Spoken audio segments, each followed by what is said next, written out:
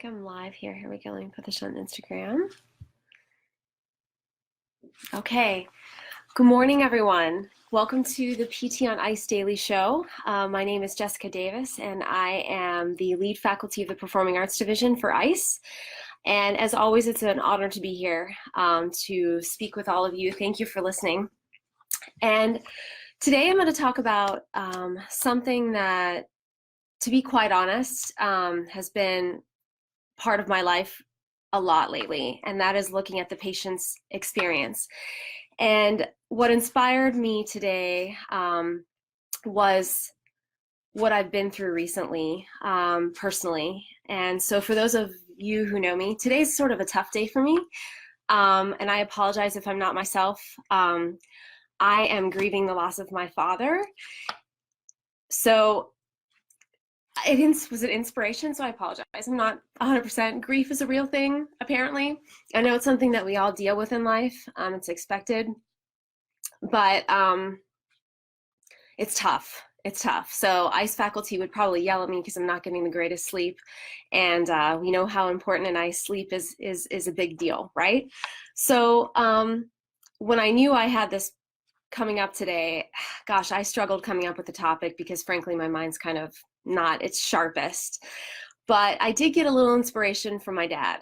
And what it is I want to talk about his experience as a patient. And it's really difficult when you're a therapist and you're watching a family member or someone that you love go through pain and go through a difficult situation and eventually pass away. And what I wanted to share is my perspective on the experience, because it was interesting for me to watch what motivated my dad, which professionals had success, and which professionals didn't have success, and why. What were the key things? And I reflected on all that we teach at ICE and all that I've learned as a PT all these years, because I wanted to learn for myself and I want to share what I learned. And I also found a cool article that I'm going to share too, that kind of sums it up, which is kind of neat. So, you know, watching someone who goes through a difficult situation, you need to figure out how to motivate that patient and what are their values. And I think that's the key, is figuring out what does this patient care about, what drives them, what is their why, because everybody has a why. Everyone has that single driver that's going to inspire them to move forward. And it was the professionals who came in that showed that they cared that were the ones that motivated my dad. And you know, it can be so difficult in life when we're tired and we've been working a long day and we have a lot of patients to work with, to constantly show care at times, because it can be something that's unconscious. So I would see a professional come in and do a great job. It was clear that they knew their information, knew what they were talking about, had a specific goal in mind, yet they came across, for whatever reason, as not being authentic in how they were with my dad, not caring. And I think that's the key, and it's something that we talk about at ICE, right? Is how important that subjective eval is, or how that conversation, how communication is critical, and what you convey non-verbally to your patients. So the professionals who would come in and make eye contact, legit, like real eye contact with my dad, smile, or maybe address something that they sensed intuitively about how my dad might be feeling that day. Looked at the family members and spoke with us, sat down and had eye contact, right? Not standing above the patient who can't stand, but sitting down and being at eye level, being real, admitting that you don't know everything. So there was many times his situation was very challenging. And frankly, there just isn't enough out there medically at this point that we know that really could solve all the answers. And admitting that, having that intellectual honesty to tell someone, you know, honestly, I don't know, but I'm going to do my very best because I care. And I'm going to take the time to research this. I'm going to consult with other professionals. I'm going to do my very best. And if I can't do it, I'm going to look for someone who can. That's okay to admit. And I will say, when you're in the room and you're watching someone have that conversation with someone that you love, it's very powerful and you accept that. But when you come across as you don't care or you don't address the patient's values, that's a problem.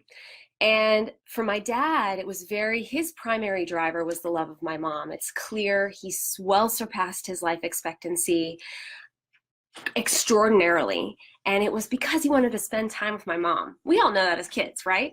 And it was the clinicians who recognized that, gosh, he really deeply loves his wife that's sitting right here. He's holding her hand. He insists on laying on one side so he can have eye contact with her all the time. It was the clinicians that identified that this was the driver that had success with my dad, right?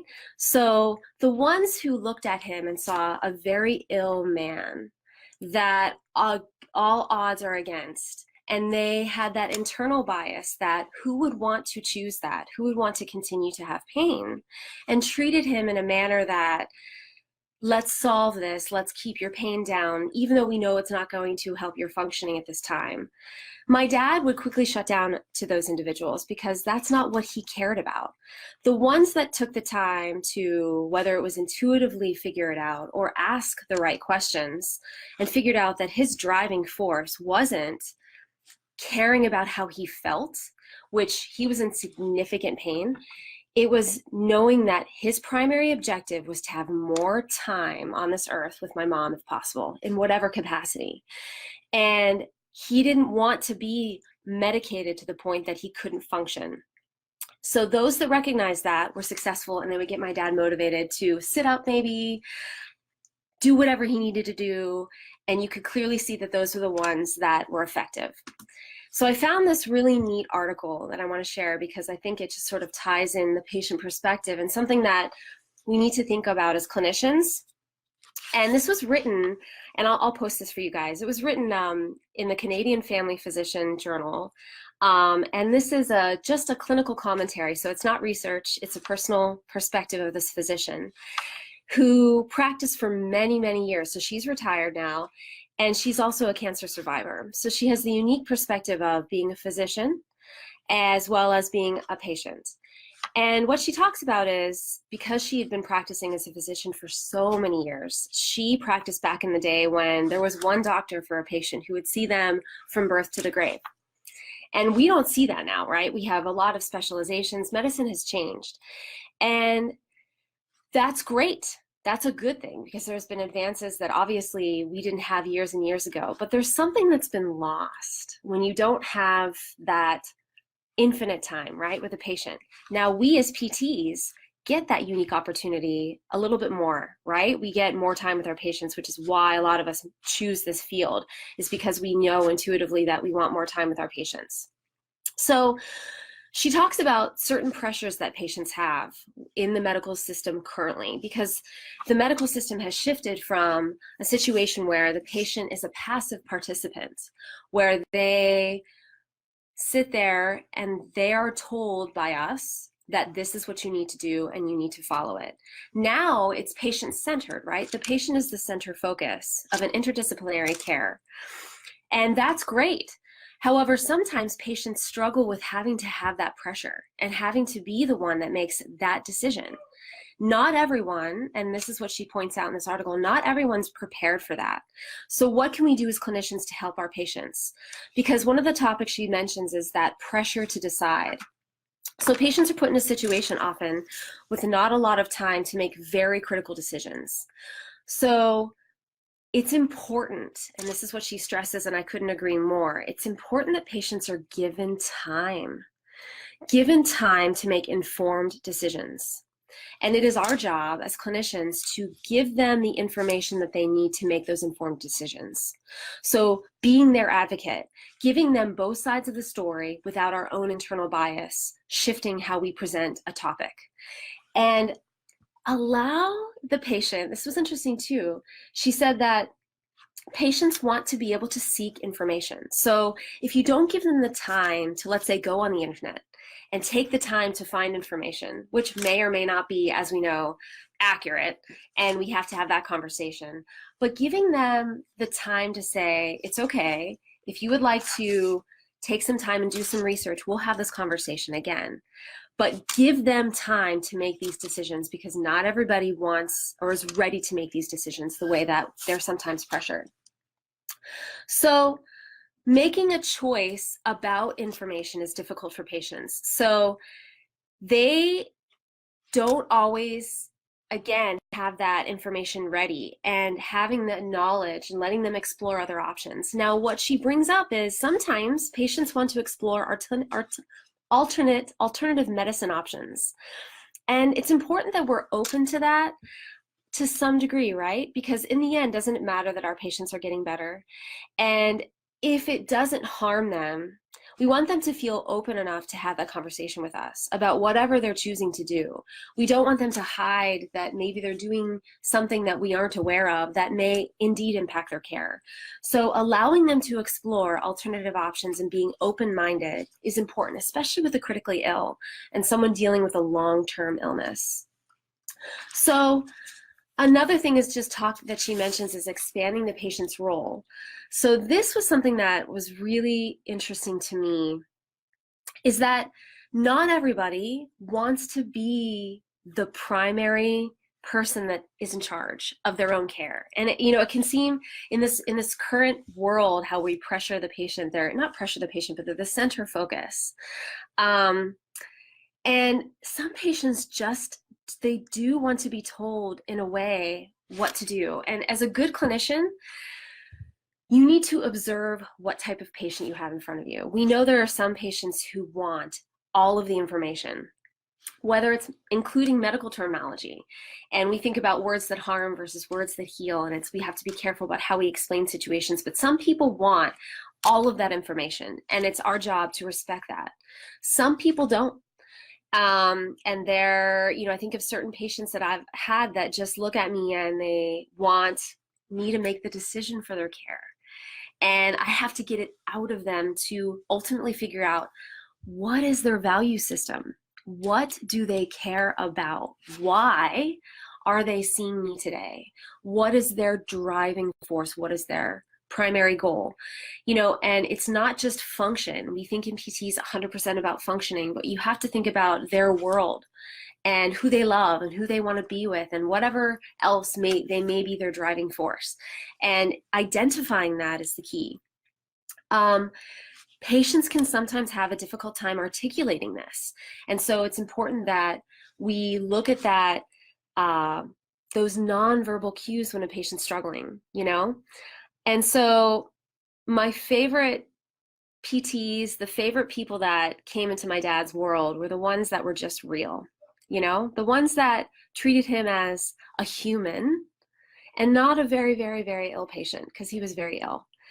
And I think about that, I think that when we treat our patients, if we think of them as family and caring about them as a human. And I think about what Jeff says, in all of his courses when he talks about, patient perspectives and patients' expectations. And he says, it's literally better to simply care about someone and do nothing than to do something and not care. And I will say there was nothing more powerful than having someone come in the room that cared about my dad as a human. It drove him. But then when someone came in and clearly didn't care, or maybe it's not that they didn't care, they obviously do, but they didn't show it, it was just like a light was shut off. It was like there just was no driving force. And so I encourage all of you to sit back and reflect, when you're having a tough day in the clinic and maybe your mind is somewhere else and not with the patient that's in front of you. Take the time to shift gears, walk away if you have to. And remember, it's our duty, our job is to get our patients to achieve their optimum potential. And we need to figure out what that driving force is and identify their value system. ask. Ask. And then I'm just going to end today with a quote that my dad always said, because I think it's my driving force personally.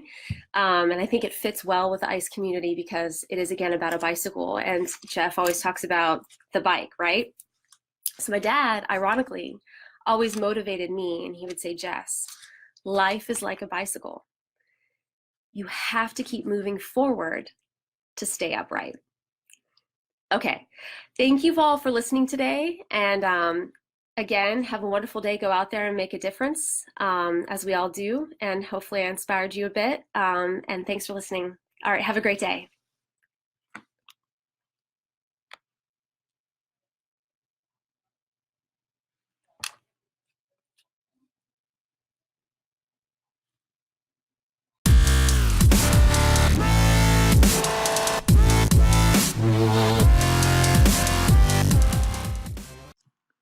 Hey, thanks for tuning in to the PT on Ice Daily Show. If you enjoyed this content, head on over to iTunes and leave us a review. And be sure to check us out on Facebook and Instagram at the Institute of Clinical Excellence. If you're interested in getting plugged into more ICE content on a weekly basis while earning CEUs from home, check out our virtual ICE online mentorship program at ptonice.com. While you're there, sign up for our Hump Day Hustling newsletter for a free email every Wednesday morning with our top 5 research articles and social media posts that we think are worth reading. Head over to ptonice.com and scroll to the bottom of the page to sign up.